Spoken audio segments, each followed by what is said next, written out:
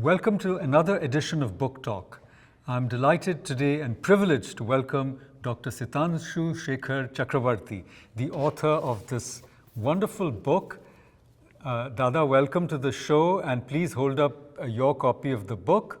The book is called Traditional Indian Virtue Ethics for Today, an East-West Dialogue.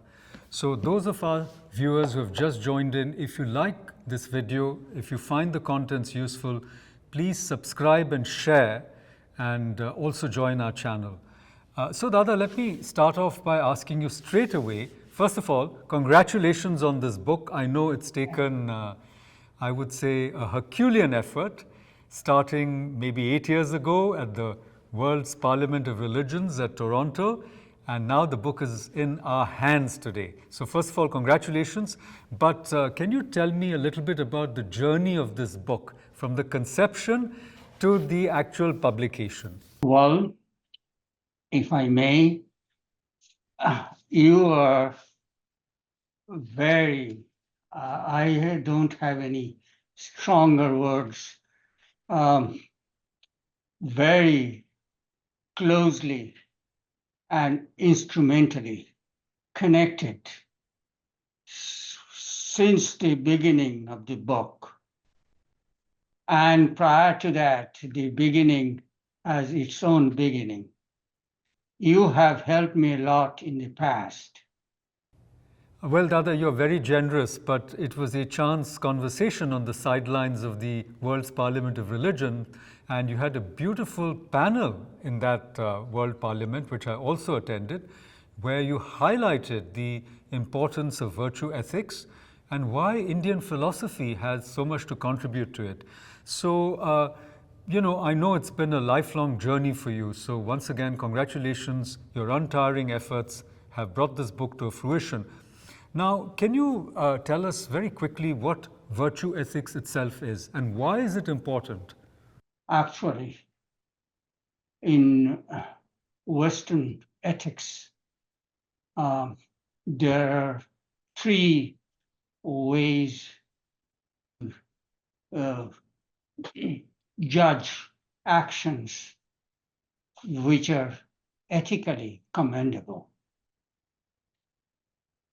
And virtue ethics is very much there, starting with Aristotle, but it got quite a pride of place today in Western philosophy. Well, we think about Nicomachean ethics, and Aristotle asks a fundamental question there. What is a good life? And, he talks about the golden mean. But, just going back to the conception of the book, I also want to highlight how we had a conference in Shimla when I happened to be the director, and you, Ananda, your son, who's also an editor of this book, and many of the contributors were present there, and some joined, of course, virtually. So can you tell us how, from that initial idea in the World's Parliament, where you had a session on this topic, to that conference, what was the journey like? What were you planning to do? Well, journey was arduous, but it got started with you there in the picture, the proper person at the right place. I brought to you to the idea of virtue ethics being present in the Indian tradition from ancient times, and from there on, you led me on. Again, you're very generous, Dada. Tell me then, how did you think of founding this very important International Society for World Philosophy, which was also announced during the Shimla conference, and now it has actually taken shape. So tell us a little bit about this important initiative of yours. Certainly, it will come a little later, but let us get started with the journey. You got the idea. It didn't take me long to convince you the importance of holding a symposium on virtue ethics. And you gave me an assurance right away and an invitation to me to hold an international symposium at Shimla. And you were also a fellow, a distinguished fellow at the Institute for a while. And of course, the Shimla Institute was founded by the second President of India, Dr. Sarvepalli Radhakrishnan, who had an abiding interest in ethics. His BA thesis was on ethics. Later, he became the Spalding Professor of Ethics and Religion at Oxford, the first Indian, maybe Asian, to hold that chair. But now let's come back to the book. And it seems to me that this is one of the first initiatives of this kind where you have foregrounded, virtue ethics from the Indic perspective. And we know that this is a series which has been, as it were, edited by, renowned philosophers, Chien Kuo Mi, and of course Michael Sloat, who has also written 2 chapters and an introduction. So what is the bigger project? What is this project of world philosophy? Actually, the inspiration, you set the ground, and the inspiration came immediately from Michael Sloat. He wanted me to go ahead with the concept of world philosophy, which is different from what is known as comparative philosophy. Can you please explain the difference between comparative philosophy and world philosophy? Well, basically, as I understand, the difference is this. In comparative philosophy, you compare this with that.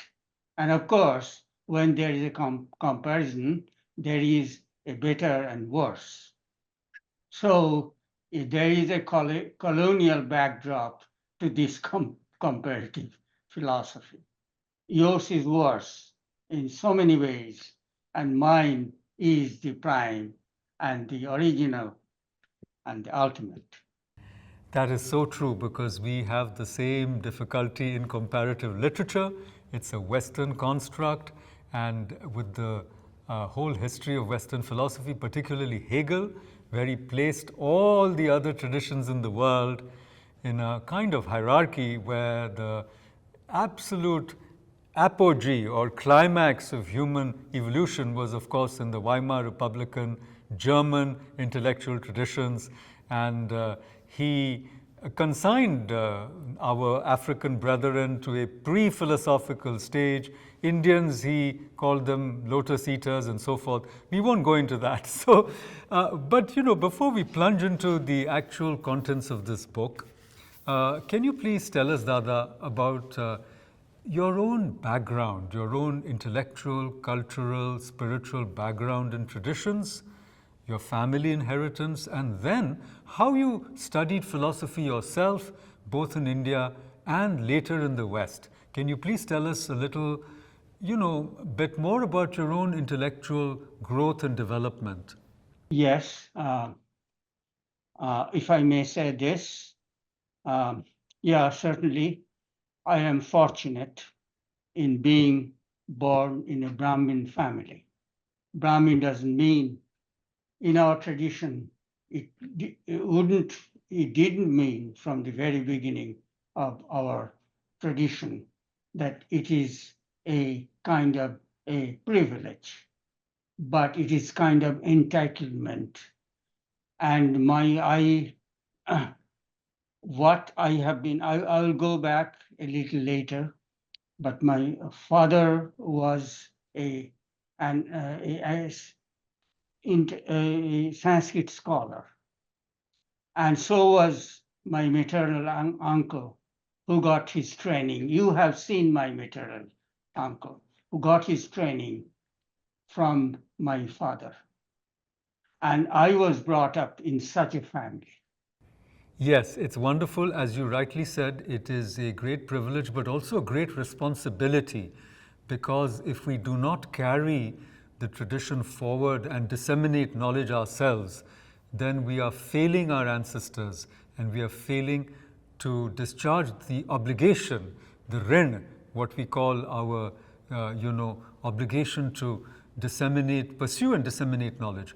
So you were brought up in that environment where knowledge was highly valued, and you had to do the necessary tapasya or the necessary ascesis to attain knowledge. It's not just something that pops up, It's not that you press your, smartphone and suddenly the app or AI is spitting out so much information. So please tell our viewers, especially those in the West, some of your practices as a child. What are the things that you had to do in order to develop your mind and train yourself for this vocation?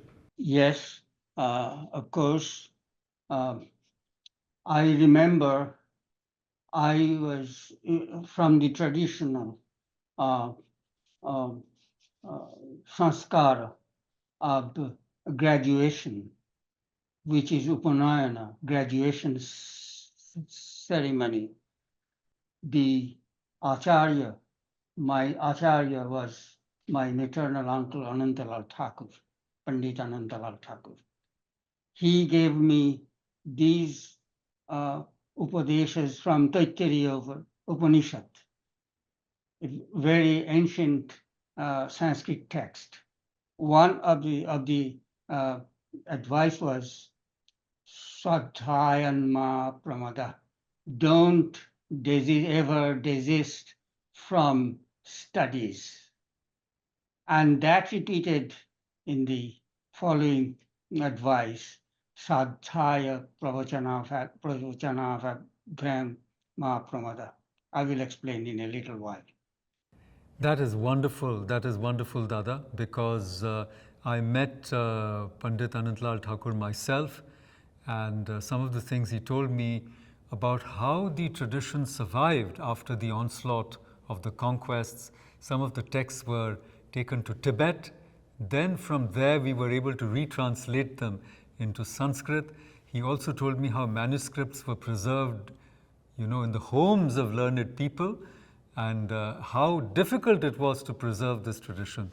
So you have cited the Taittiriya Upanishad. It's considered the oldest convocation speech in the world. And Ben Ami Scharfstein, who also pioneered world philosophy, calls it the beginning of philosophy in the world, because you have a guru, then you have a shishya, and then you have his shishya, Yajnavalkya, Aruni Uddalaka. So he traces that tradition. So can you please again tell us a little bit more about your childhood, what kind of books you read, and what made you study philosophy, read philosophy in Jadavpur?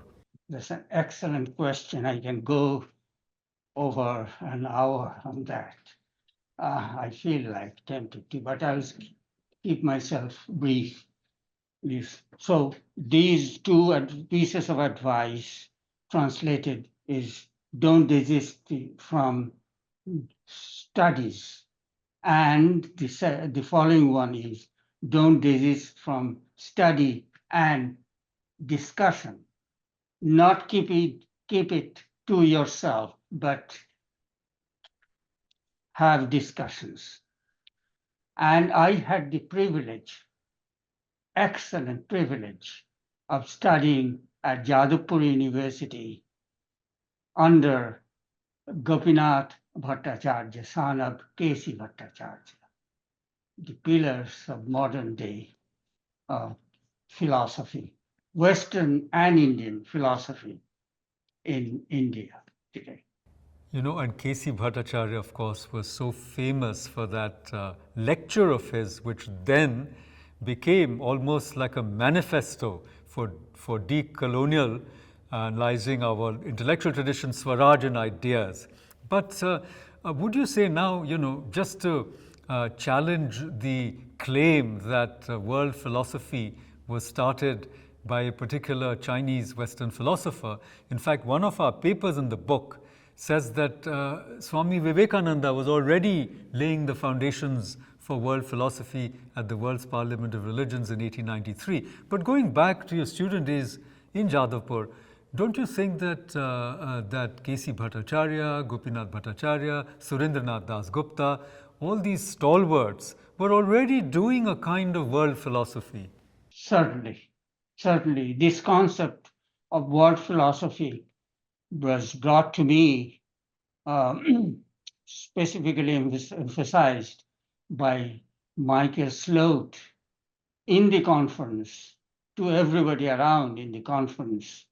Unfortunately, he couldn't come attend the conference in person, but you accommodated him via the electronic representation from overseas. And he very much inspired me and others, including yourself. Let us form an organization for world philosophy.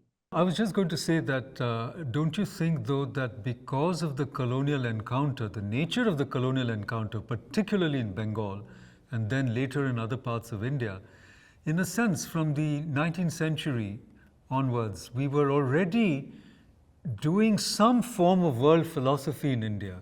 That was my question. Yes, of course. So, what philosophy means building philosophy, taking resources available from all possible sources around the world. This is for the benefit of philosophy itself, and that's what Michael Slow emphasized. Unfortunately, he was not aware that this was already being practiced. Exactly. Exactly. That was my point, that growing up in India, even in the post colonial environment, we had to be familiar with both the Western tradition and our own tradition. In fact, for some of us, our own tradition had become alien. That's a different matter. We may come back to that later. But going back to your own intellectual journey, so you joined Jadavpur, and then how did you come to Canada? How did you come to the West for your PhD? When I decided to study philosophy, and India had very much of job opportunities opening up in engineering and connected fields. But I decided to pursue philosophy, and my father was very happy with that because he saw me pursuing the tradition, and he was happy with that. Then, how did you get admission? Which universities were you planning to go? And what was your PhD dissertation like? Who were your guides in in Canada, North America? After finishing in Jadavpur, the syllabus curriculum for philosophy was structured by Gopinath, an ingenious structure by Gopinath Bhattacharya. Half a paper will be Western philosophy, and half that paper on the same subject area will be Indian philosophy. And he sometimes will teach difficult, very difficult Sanskrit texts in English and Bengali himself, and there will be others around. And sometimes he'll be teaching Western philosophy in English and Bengali himself. And what made you apply to a PhD program in? So eventually, yes, when I graduated, I had a good score at my master's level from Jadavpur, and I started studying. I got attracted to philosophy of language, and there was a teacher of mine who was a former student of Gopinath Bhattacharya. I started attending his courses on Wittgenstein. And if I may, at one point I realized that to pursue it further, the line of the concentration of learning further, I might think about going to the West. That's what Pranab Sen counseled me, and I also found that to be true. So you applied to, is it the University of Toronto then? Well, I applied to several places. Yale University, I got accepted there, but first year I would have to fund myself. But Syracuse University gave me a graduate fellowship to start with, so I didn't have to worry about money. You went to Syracuse, is it? Yes, I did. Okay, and then what was the shift from there to Canada? How did you go to Canada? I had teaching assistantships for 2 years. Beyond that, they couldn't fund me. And to look for resources to survive, I was not eligible to work in America. So I applied for immigration in Canada. And from there, I finished my PhD dissertation. Now you're associated with the new college at the University of Toronto. Can you tell us a little bit about that? It was difficult to get in, but luckily, there was a principal of New College. His name is Halpern, and I approached him, and he was satisfied with his background, with my background, and he took me in there as visiting scholar. Excellent. I have one more question about your intellectual growth, which is that a number of Indian philosophers were attracted to Wittgenstein. How do you explain that? Tagore-Wittgenstein interface. Actually, when the world studies Wittgenstein, they don't see how Wittgenstein was very attracted to Tagore. And before he delivered his famous talk on ethics and in Cambridge University, along with his student, he studied Tagore's Raja again, the king in the dark chamber. So what's the connection between Wittgenstein's ethics and his studying minutely that play by Tagore? He was very much impressed by Tagore, and this connection I tried to build in my paper. I mean, I can do further work on this, but I invite others to carry on the work. In fact, yes, the reason that I asked you so many of these questions about yourself, I saw how reluctantly you were answering them, is to actually point out that a lot of your work has been to elucidate these subtle and sometimes unknown connections between primarily Bengal, you might say, but India, modern India, and the key thinkers of the West. And this book also does that. Now, Tagore figures, there's a chapter on Tagore here, there's a chapter on Swami Vivekananda, and other important thinkers from India, and we'll get to the book in a moment. But one of the things that struck me when I was leafing through the book again is one of the stated objectives of this book is to, in a way, de-alienate philosophy.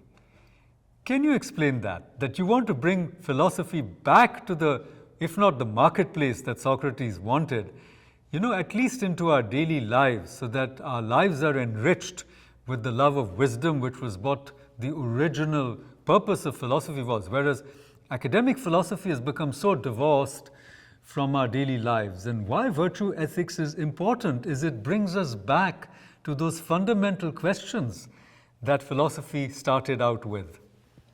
Well, I can go hours on this.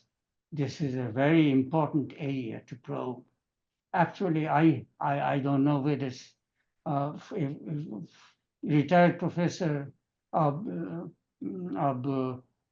University of Toronto in philosophy Professor Hans Hirschberger. He was a good friend of mine. I don't know if he is still alive. He once said, in a critical mode, in India, everybody is a philosopher. But I take the truth of part of it, and there is another part to it, which I would like to refer to as well. Please refer to the other part.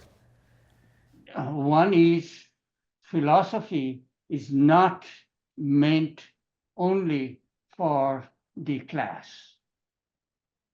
It's not for academics only. That's the difference philosophy has with science. If you do science, then you must be a scientist yourself. But if you do philosophy, you can do philosophy in your life without being an accredited philosopher. In other words, what you're saying is philosophy is so central, as it were, to dharma, artha, kama, and moksha, which are the cardinal aims of life according to the Hindu way of life, that everyone must, to some extent at least, be a philosopher, even if they are not a professional philosopher, even if they are not an academic philosopher, but they must question, they must go into the depths of what it means to be a good human being, to lead a good life. In philosophy, there is a touch of wisdom. I mean, great as science is, I'm not discrediting science, but we must keep the difference between science and philosophy prominent, so we can approach both in the right mode. For sure. In fact, we all are impacted by science and technology, especially the applications, but we can't do science unless we are trained. But the great point you're making is that we must, and indeed we do philosophy whether we know it or not, because our everyday choices, including our ethical and moral choices, are deeply philosophical. In fact, now I can refer to the book, to the contents, and how you have divided the book. So for our readers, I want to say that after the introduction, part 1 is world philosophy, which we've already discussed a little bit. Part 2 is traditional views reformulated. Then part 3 is virtue ethics for current application. So here we have a wonderful chapter on the Mahabharata, in the current financial crisis, in fact 2009, but possibly we're heading into another one, who knows. But in the business curriculum, in economics, there's a very important paper by Professor Balbir Singh Sihag, who's written extensively on the Arthashastra, and Ananda himself, that is Professor Chakravarti's son, has written on leadership in the 21st century, Barton through the lens of Tagore. Then in part 4, we have Indian virtue ethics for theory building. And there are many eminent philosophers here, Amita Chatterjee from Jadavpur. Towards the end, we are also going into other areas, science, spirituality, and virtue ethics by Professor V. Kumar Murthy, who is the president of the society and a Harvard-trained mathematician, and former Vice Chancellor Nirmalya Narayan Chakrabarti of Rabindra Bharati. So it's a book full of wonderful chapters. In fact, each chapter warrants a discussion of this kind that we are doing today. But we may do a series from this starting point. Now, let me just ask you that, in a sense, the very structure of the book echoes or illustrates what you were saying, that we have to do philosophy in today's world in a manner that it is, relevant to different walks of life. Is that one of the goals of a book like this? Yes, you put it succinctly. Yeah, well, but we don't pine after quote and unquote proselytization, be Indian minded or be away from Western mindedness. Things like no such bifurcation at all. B, pursue wellness in the right spirit. And that's one kind of concept of wellness, which is neither Eastern nor Western. So, Dada, this is a very important point you made because we see in India a certain kind of chauvinistic turn, if you want to call it that, where there is a constant denial and berating sometimes of the contributions of the West. And I like the fact that in this book we don't fall into that trap of East versus West, because actually that is a great fallacy. That fallacy was already discovered and negated during the Bengal Renaissance, but somehow we have fallen into that same pit again, it would seem. When Michael Sloat, he very much encouraged me. I cannot quote his language. He said, Sitansu, you don't know what you are working on.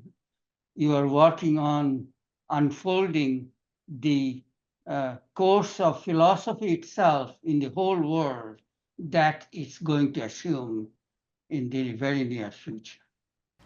Yes, I think I read some of his remarks, and my next question pertains to them, where he said that, in effect, I'm paraphrasing him a bit, that there would be a Western framework, Western questions, but then fertilized by the openness and the richness of the Indian philosophical tradition. But here I have a doubt, Dada, which I request you to clarify, which is that when we use the Western framework, like even virtue ethics is a term that comes from the Western tradition, are we not in some ways, should I say, not just limiting ourselves, but sometimes don't we come up with the problem of what is known as untranslatables? I'm sure Wittgenstein also talks about some of that.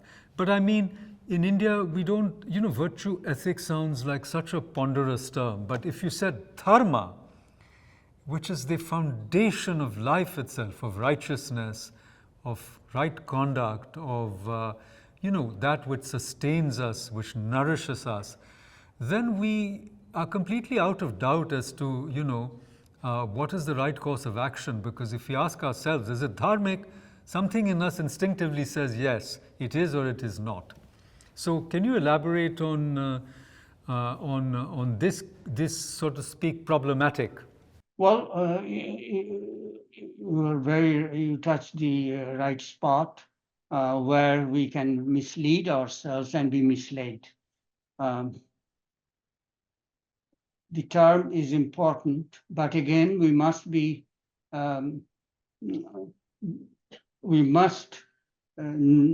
not abandon the Western terms absolutely, because if there is a discussion going to take place, those terms must be accommodated. And I can give you some background of the inspiration I got from Swami Bhajanananda. Yes, please. Yes, please. I also have met him. He's a very great intellectual. Please go ahead. I think I don't exactly remember. You might have arranged a seminar at the Yes, Ramakrishna Mission Institute of Culture. Yes, indeed. had a chance to speak, and Swami Bhajanananda happened to be there. Yes, yes. And I used the expressions attitude dharma and act dharma. And he very much encouraged me afterwards to carry on those terminology. Please unpack those terms for us. I think it's very fascinating. Please. So, what is virtue? Virtue is attitude dharma, character traits. The attitudes must be built within, and the result will be the right action, act dharma. So, attitude will lead to action. Yes. In a sense, doesn't Aristotle also say that the cultivation of virtue is the cultivation of the right habits. Yes. Again, what kind of the attitudes are we promoting in our tradition? Here, I mean, I had a good fortune of discussing at length over a decade with the famous virtue ethicist. Her name is Rosalind Hursthouse, and she encouraged me to highlight the Indian virtues which are un-Aristotelian.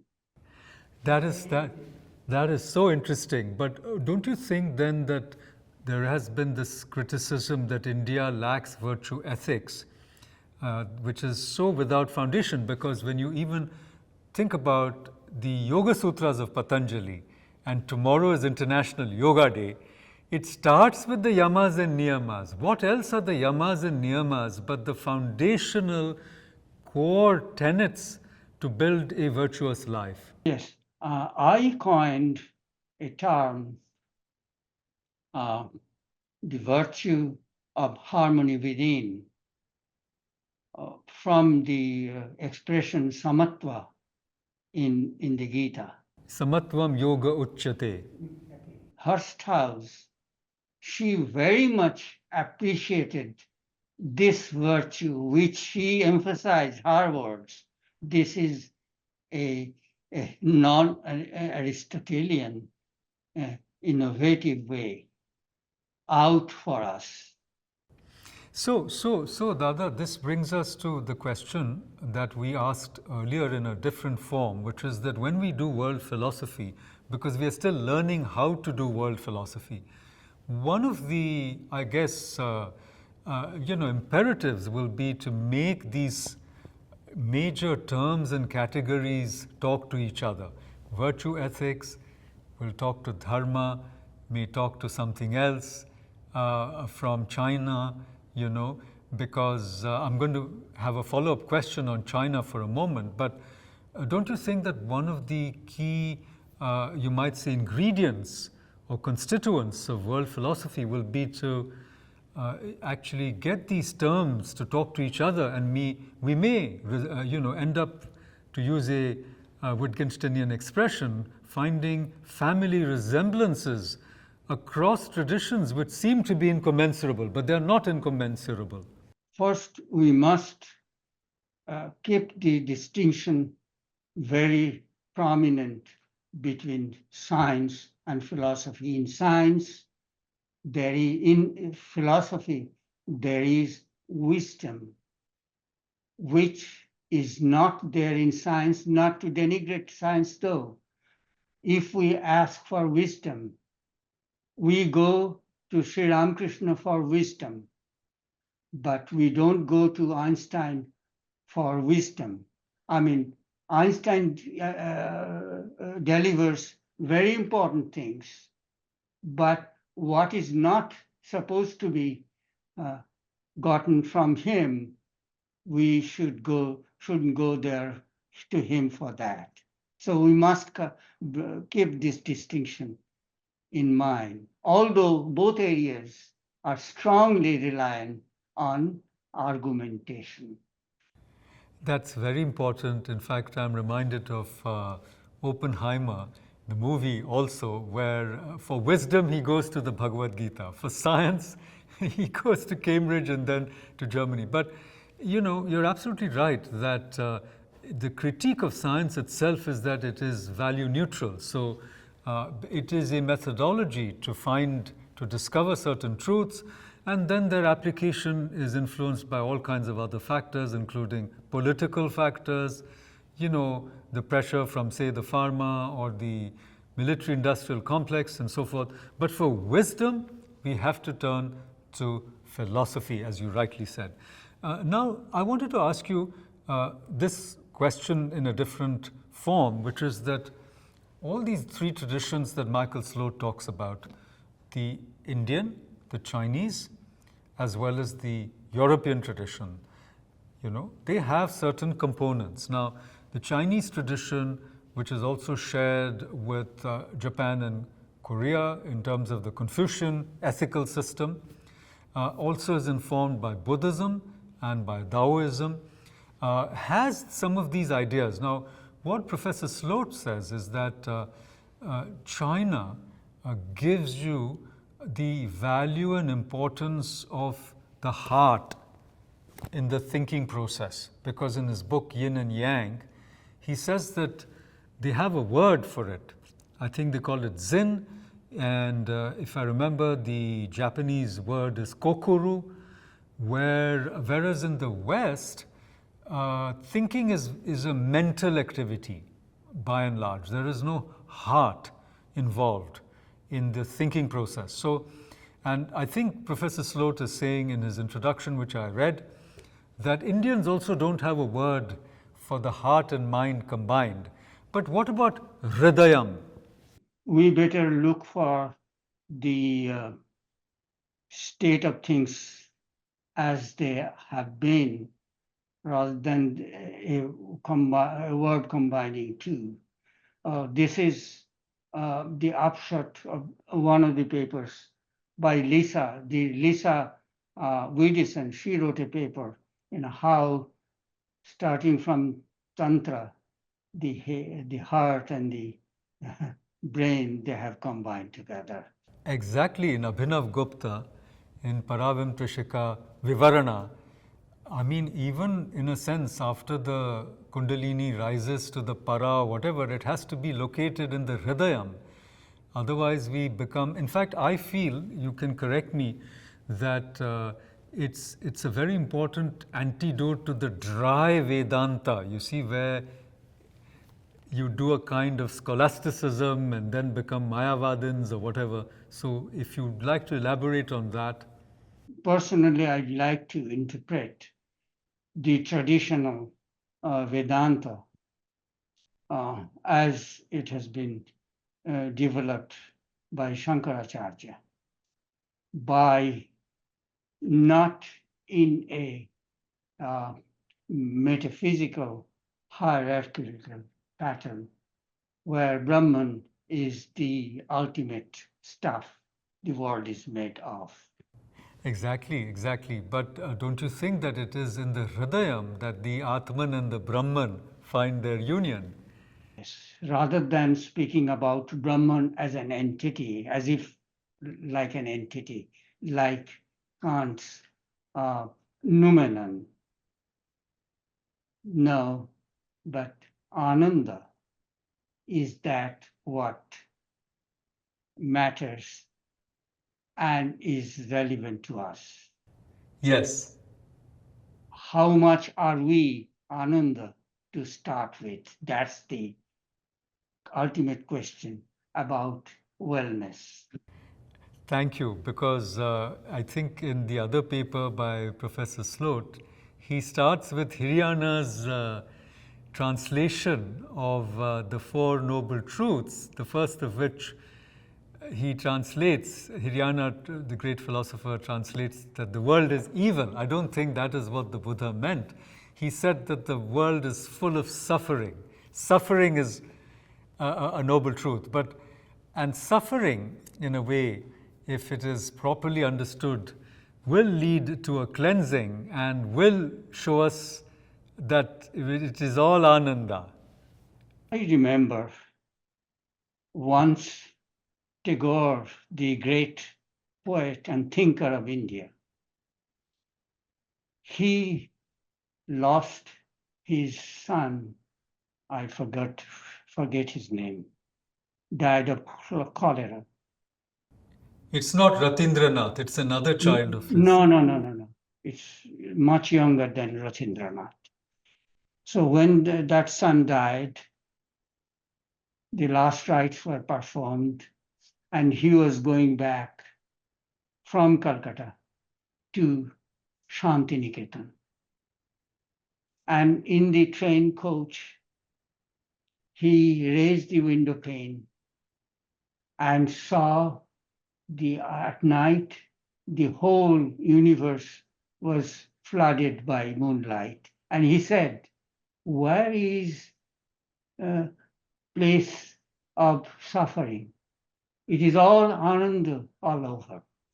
For a very, he was a very sensitive person, and his son died on his lap. What a suffering. And that suffering disappears when he sees Ananda abounding all around. You know, this is such a profound point you've made, Dada, that, while going through the book, I was once again thinking about this artificial, as it were, antinomy between Tagore, this great figure, and his neighbors, Swami Vivekananda, for example, and the entire tradition that Swami Vivekananda stood for, which is, I don't want to call it a modern form of Mayavada because that would be unfair. The reason that I brought it up because Sri Ramakrishna also said that if you have no compassion, don't do philosophy.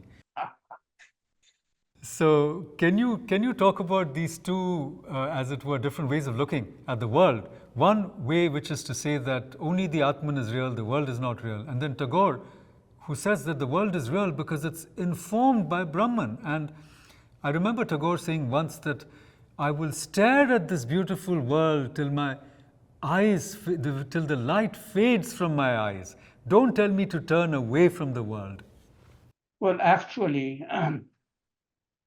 this kind of a dichotomy between the world and quote unquote the reality, it was emphasized by Shankaracharya in his interpretation of Vedanta. And Swami Vivekananda, to start with in his life, he imbibed that kind of a dichotomy. It was but normal. I'll come to that.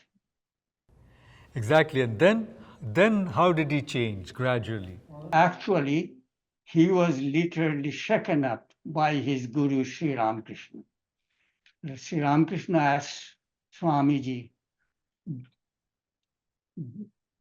what do you want to be? What state do you want to be in? What do you want to do in life? And in answer, Swamiji said, to be absorbed in Brahman and be in that state all the time. And then what happened to Swamiji? He literally, not physically, shook me up. Oh, Naren, I thought you belong to a different elevation. I thought you will be soulless to others around and give them the right view of life and not finish up with yourself only. That is so beautiful, Dada. In fact, it sums up the entire mission of virtue ethics, which is to find the good life, but also share it with others. We are just scratching the surface, and we are almost out of time. But I want to leave our viewers with one more question, which I'm going to pose to you, which is that, when we look at the Western framework of virtue ethics, including the categorical imperative of Immanuel Kant, it is a lot about how we treat others, you see. And we might say, therefore, that the Western paradigm of virtue ethics is based on the self-other relationship. But the Indian paradigm, the Hindu paradigm, is based on the self-self relationship, because the other is actually another self of ourself. You said it. Can you please elaborate on that? So you started with the question of Aristotle, of course, emphasizing the virtues But what is missing in the Western approach is spirituality. But in the Indian tradition, spirituality, of course, doesn't have to mean the spirit, the other. No, the spirit is all of us. The commonality, that realization of commonality is sadhana. Sadhana is also the book that Tagore wrote, and one of the papers, one of the chapters in the book refers to that. It is a way of life. It is also a way of evolving while doing our daily tasks, not necessarily renouncing the world. And if I might end, I want to end, with your permission, Dada, with a little anecdote which one of the monks of the Ramakrishna order told me. And in a way, it links up with our book on virtue ethics. He said that when I joined the mission, the order, I wanted to deeply meditate and find moksha. And then I was given so many tasks to do that I had no time at all for myself to do my own spiritual work. So he said he went to the temple and he stood in front of, he knelt in front of Thakur, Sri Ramakrishna, and wept. And he said, "Where have you brought me? I had more time when I was outside in the world than here." And he told me, the monk told me, that Thakur told him, "My child, don't be so selfish. Don't only think of your own liberation, but at whatever level of wisdom you have attained, please share it with everyone, because this is a time for the sadharanikarana." I'm just reinterpreting. It is a time to spread whatever wisdom we have and not hoard it. So from that point of view, I think this book and the International Society for World Philosophy is a wonderful beginning, I would think, for this larger goal of spreading the wisdom so that it permeates our daily lives and we attain a state of wellness and also of ananda. So with these words, thank you, Dada. Thank you very much for joining us today, and we hope to invite you once again for a follow-up conversation. Thank you. Wellness in us with others. Thank you.